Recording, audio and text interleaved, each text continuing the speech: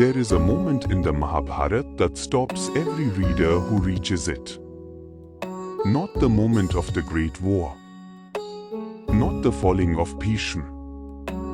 Not the death of Karna. A quieter moment, a moment in a forest, with no armies present and no divine weapons drawn and no cosmic stakes explicitly named. A young man stands before his teacher in the green silence of the woods.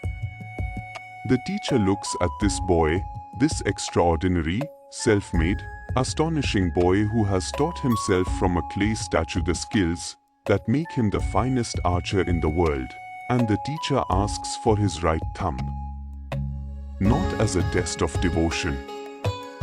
Not as a ritual offering with a symbolic meaning. As a demand. As the deliberate and calculated removal of the one physical element that makes the boy what he is.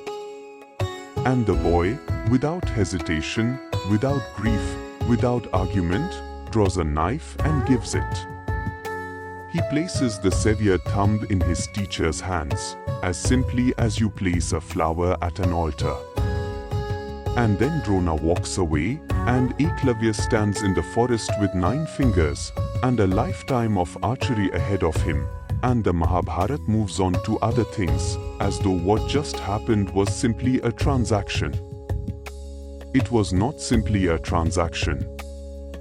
It was one of the most complex, most troubling, most layered events in a text already dense with complexity and trouble. And the story does not end there, because Eklavya's story does not end with the thumb. It ends far later, in circumstances almost no one who knows the forest scene has ever been told about. By the time this story is finished, you will have the complete truth. And it is considerably more extraordinary than the version most people carry. I am your host, Dronacharya, and I welcome you all to this exciting new episode of the channel, The Eternal Odyssey, where we explore the stories of myths and fantasies. Chapter 1: The Boy from the Forest Who Wanted to Learn. Eklavya was the son of Hiranyadhanu, a chieftain of the Nishada people, the forest-dwelling tribal community, who inhabited the territories outside the settled kingdoms of the Kurupanchala world.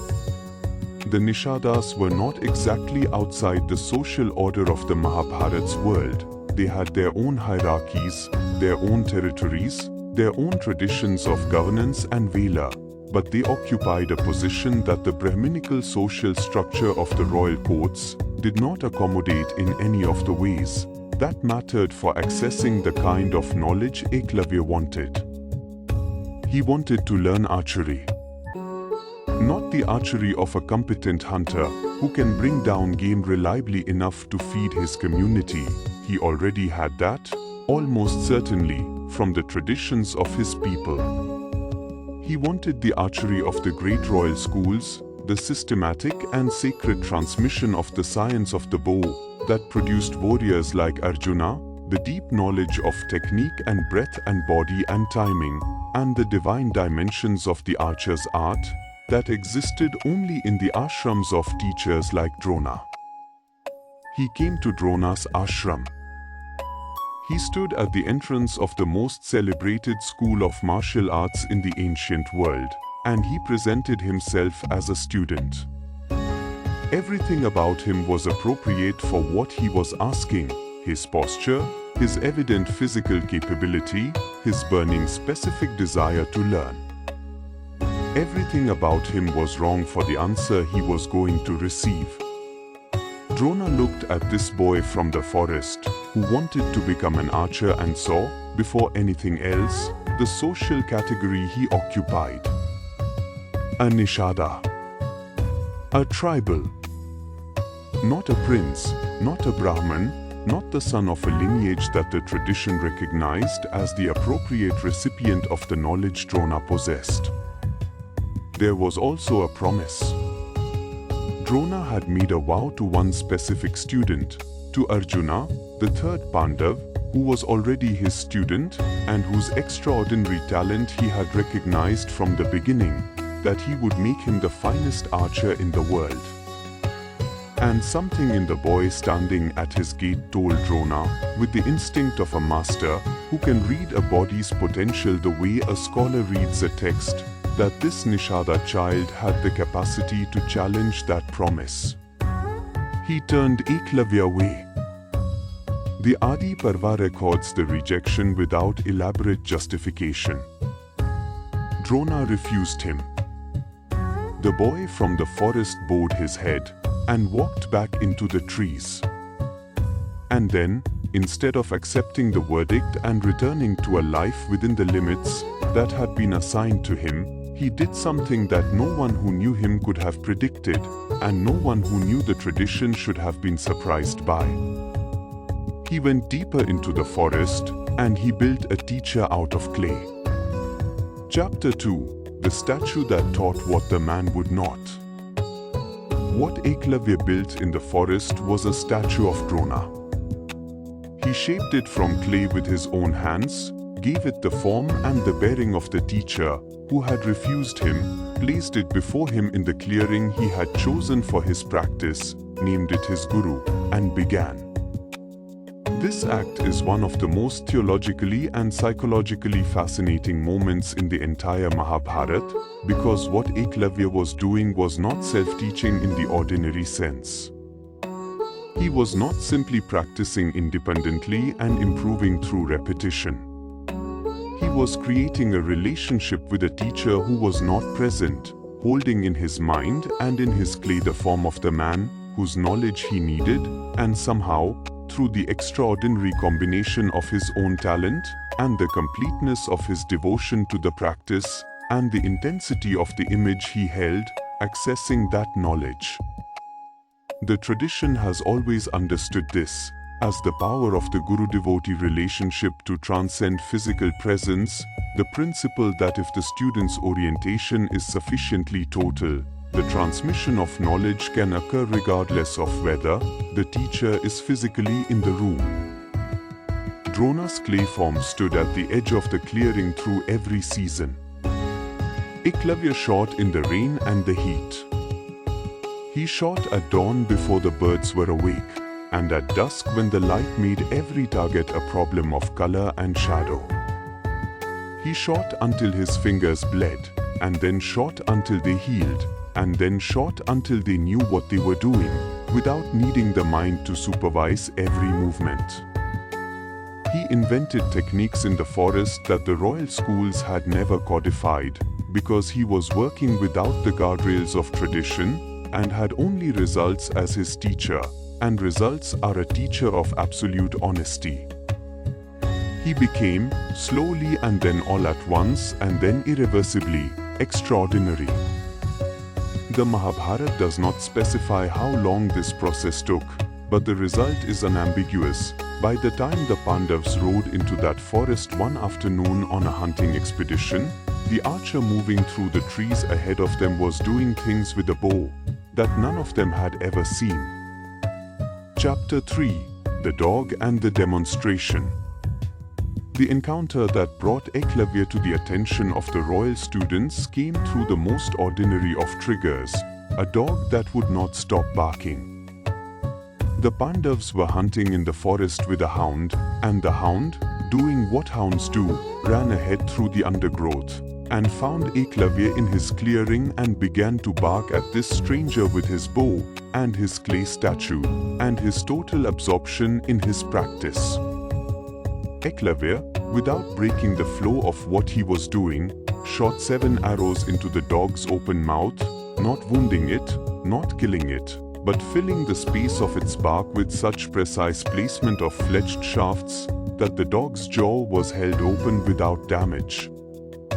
Its bark was physically blocked by the cluster of arrows fitted between its teeth with an accuracy that the Mahabharata's language reaches for and cannot quite contain, because what Eklavya had done was not a technique anyone had taught. It was the product of a mind that had been working alone in a forest, solving problems no one had set him, developing solutions no school had conceived. The dog wandered back to the Pandavas with its mouth full of arrows, and its expression a perfect representation of complete bewilderment. Arjuna looked at the arrows. He counted them. He examined the grouping, the angle, the precision of placement. And he felt something that the text describes with the honesty that the Mahabharata consistently reserves for the Pandavas' interior lives. He felt astonishment, and inside the astonishment, something smaller and less comfortable. He found Eklavya. He found the clearing, the statue, the boy with the bow. He asked who his teacher was. Eklavya, with complete and genuine pride, without any shadow of self-promotion or social maneuvering, told him, Dronacharya. He gestured to the clay figure at the edge of the clearing. That is my guru. Arjuna went back to Drona. He told his teacher what he had found in the forest. He reminded Drona of the promise that had been made to him. And Drona, who had heard what a student trained by his own image had produced, understood exactly what Arjuna was telling him and exactly what was being asked of him. Chapter 4. The Teacher and the Demand He Should Not Have Made. This is the chapter of the story that the tradition has never resolved and should not resolve because the discomfort is the point. Drona went to the forest. He found Eklavya at his practice. Eklavya saw his guru, the man whose clay form had stood at the edge of his clearing through every season of his self-made education, and his response was everything that the tradition of guru devotion holds as its highest expression. He stopped. He prostrated himself on the ground. He rose and stood before Drona with his hands folded and his face open, and his entire bearing that of a student in the presence of the teacher, to whom he owes everything he has become. Drona looked at this extraordinary young man, this self-made archer who had taken a clay image of his face, as sufficient reason to organize his entire life around the pursuit of mastery, and he asked for his right thumb as Guru Dakshina. Guru Dakshina was the tradition of the student's gift to the teacher upon the completion of his training, an offering that expressed both gratitude and the completion of the formal relationship between teacher and student. Its amount was traditionally set by the teacher. Its nature was traditionally something the student could provide. There is no defense of what Drona asked for that does not eventually collapse into the acknowledgement that he knew what he was doing. He was not confused about what the thumb meant to an archer. He was not operating from a position of ignorance about the irreversibility of what he was demanding. He was making a calculation, the same calculation Arjuna had made when he went to remind his teacher of his promise, and he was acting on it. He was ensuring that Arjuna remained the finest archer in the world by removing from Eklavya the physical capacity to challenge that title. The Mahabharata does not tell us that Drona felt good about this. It does not tell us that he felt bad about it. It simply records what he asked and what happened next. Chapter 5. The thumb that was given. Eklavya did not hesitate. Every account of this moment in every tradition that carries the story is consistent on this point. There was no pause, no argument, no visible struggle. He drew his knife and he cut off his right thumb, and he placed it in Drona's hands as simply and as completely as he had given every hour of his forest years to the practice before the clay figure.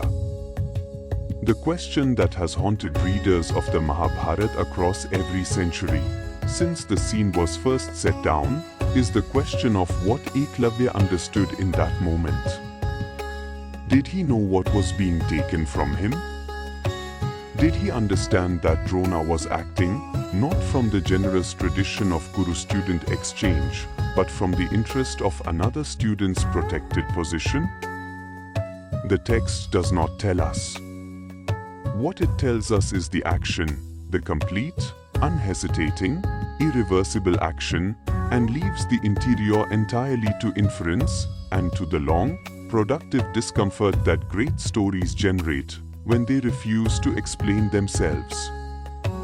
What most interpretations of this moment miss, however, is what Eklavya said. Before he cut, he told Drona that there was nothing his guru could ask of him that he would not give.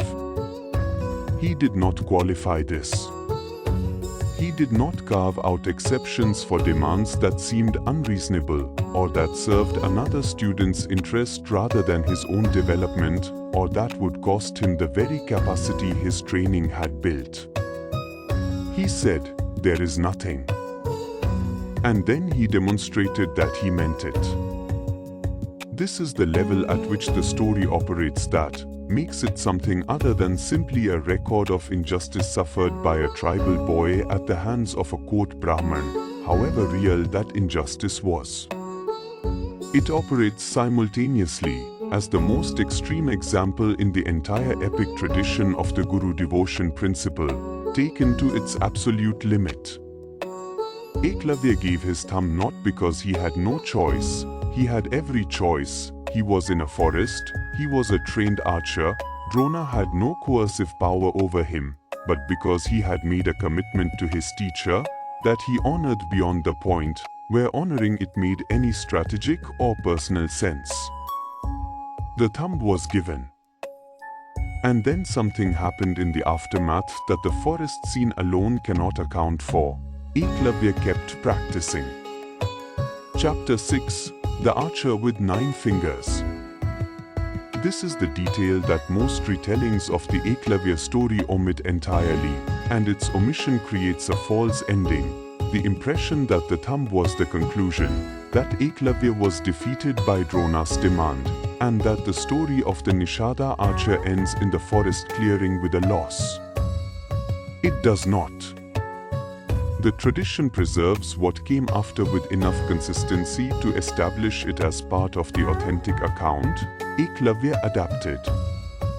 He was an archer who had learned by solving problems no school had set him, who had developed technique in isolation by the pure logic of what worked, who had never had access to the orthodox methods of the royal schools, and had built something extraordinary by finding his own path through the problems of the bow.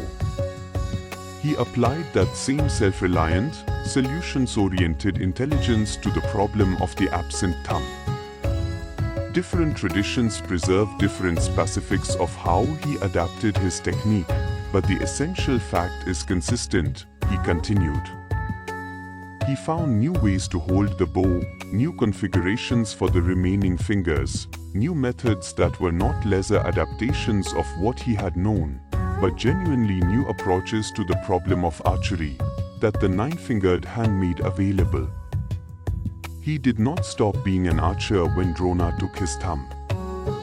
He became a different archer, one who had been forced, by the demand of the man he had called his guru, to find another layer of the same inexhaustible capacity for self-invention that had made him extraordinary in the first place. And the tradition carries him forward from the forest into the larger world of the epic, where he appears again, older, in a different register of the story, in a context that most people who know the name Eklavya have never encountered. Chapter 7, The Full Arc, Eklavya, Krishna, and the end of the story. The Eklavya story does not end in the forest. It ends in one of the most startling convergences in the entire Mahabharata tradition, a convergence that requires you to hold the forest scene and everything that came after it simultaneously in order to see its full shape.